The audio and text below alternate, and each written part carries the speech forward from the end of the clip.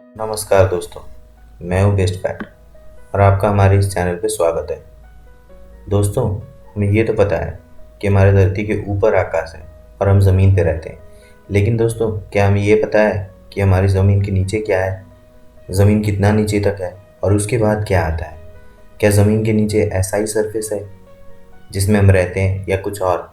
दोस्तों, इस बारे में पूरी जानकारी लेने के लिए वीडियो को लास्ट तक पूरा ज़रूर देखना, बिना स्किप किए हुए। तो चलिए दोस्तों, शुरू करते हैं। दोस्तों, हमारी ज़मीन के नीचे 3 मेन लेयर होती है, जिसे क्रस्ट, मैंटल और कोर कहा जाता है। लेकिन अभी तक हमें ये नहीं पता चला कि इन लेयरों की गहराई कितनी है और इसमें कौन कौन सी चीज़ मिलते हैं। तो चलिए दोस्तों, धरती के अंदर घुस के ही देखते हैं। दोस्तों, जिस सरफेस पे हम रहते हैं उसे क्रस्ट कहा जाता है। ये पृथ्वी का सबसे ऊपर का लेयर है। ये लेयर पृथ्वी के जितने भी दूसरे लेयर सब हैं उनसे पतली है, मगर सॉलिड लेयर है। इस लेयर के 2 मुख्य भाग होते हैं, जिसे ओशियनिक क्रस्ट और कॉन्टिनेंटल क्रस्ट कहा जाता है। ओशियनिक क्रस्ट मतलब जो समुंदर के नीचे होता है, और कॉन्टिनेंटल क्रस्ट का मतलब जो कॉन्टिनेंट के नीचे पाया जाता है। दोस्तों, अगर हम धरती की पूरी डायमीटर की बात करें तो सारा संसार का सबसे जो गहरा समंदर जो भी है, जो समंदर सबसे गहरा है, वो भी ऊपरी धरती की ऊपरी क्रस्ट पे ही खत्म हो जाती है। असली जर्नी तो धरती के मेंटल लेयर से स्टार्ट होता है दोस्तों।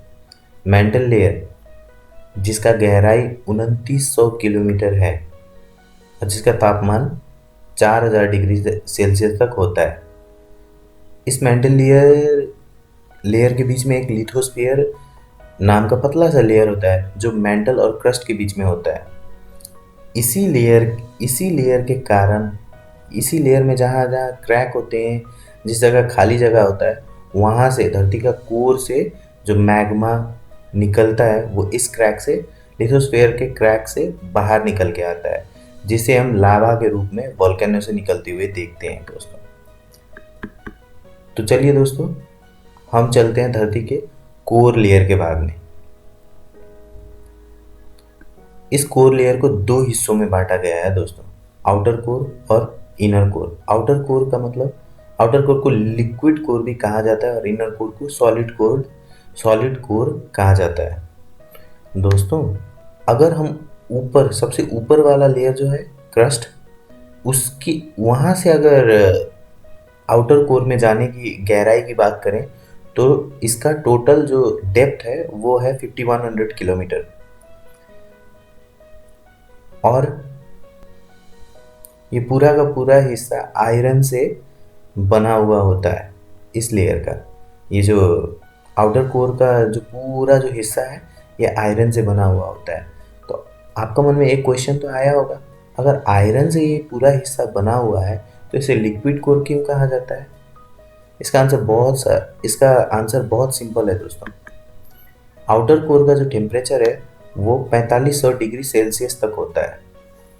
इसीलिए जो लोहा है वो सॉलिड स्टेट में रह नहीं पाता है, क्योंकि लोहा का पिघलने का तापमान जो है 1500 डिग्री सेल्सियस है। 1500 डिग्री सेल्सियस अगर आप में लोहा को रख देंगे तो वो पिघल जाता है। इसीलिए ये जो आउटर कोर है ये पिघला हुआ लोहा का कोर है, इसीलिए इसे लिक्विड कोर भी कहा जाता है।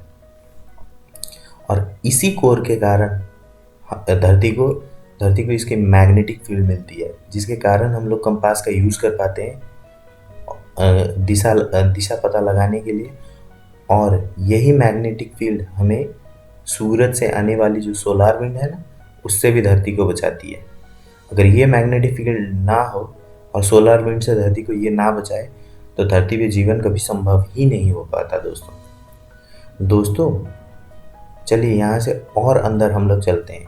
धरती की जो सबसे मेन इनर कोर, सबसे जो मेन वाला भाग है, सबसे अंदर का जो भाग है, उसे इनर कोर कहा जाता है। धरती के बीचों बीच में ये पाया जाता है। ये कोर की गहराई, टोटल जो ये कोर की गहराई है वो 1200 किलोमीटर है। और धरती के सबसे ऊपर जहाँ हम लोग रहते हैं, जिसे क्रस्ट कहा जाता है, वहाँ से 6370 किलोमीटर की गहराई में ये कोर मिलती है। ये कोर सॉलिड स्टेट में होती है।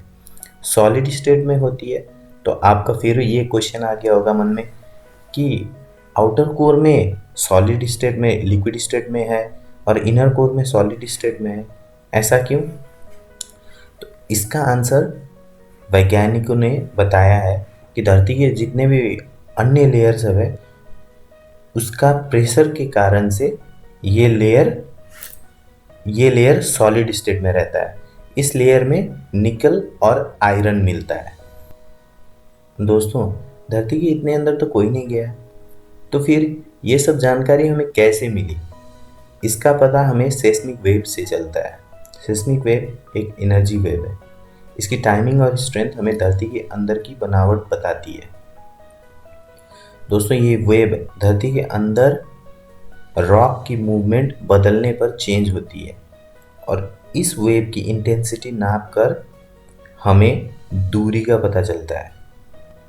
अभी तक तो हम लोग को ये पता चल गया सेस्मिक वेव के कारण कि धरती की कितनी गहराई से ये वेव आ रही है सेस्मिक वेव के कारण, लेकिन दोस्तों अभी तक हम लोग को ये नहीं पता चलता है कि धरती के अंदर कौन कौन सा मेटल पाया जाता है। तो इसका एक सिंपल सा दूसरा तरीका है दोस्तों। दूसरा तरीका क्या है?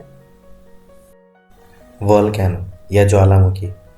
जब ज्वालामुखी फटता है दोस्तों, तो वहाँ से जो बाहर निकलने वाला लावा होता है वो ठंडा होने के बाद जब उसे लैब में ले जाके टेस्ट करते हैं तो हमें पता चलता है कि धरती के अंदर कौन कौन सा धातु है और वो किस फॉर्म में है।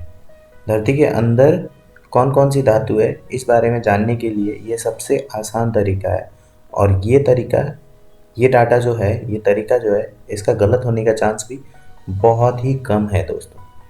तो चलिए दोस्तों, आज के लिए बस इतना ही। मिलते हैं अगले किसी और वीडियो में। तो लाइक करिएगा, शेयर करिएगा, कमेंट करिएगा एंड चलिए दोस्तों, आपका दिन शुभ रहे। बाय।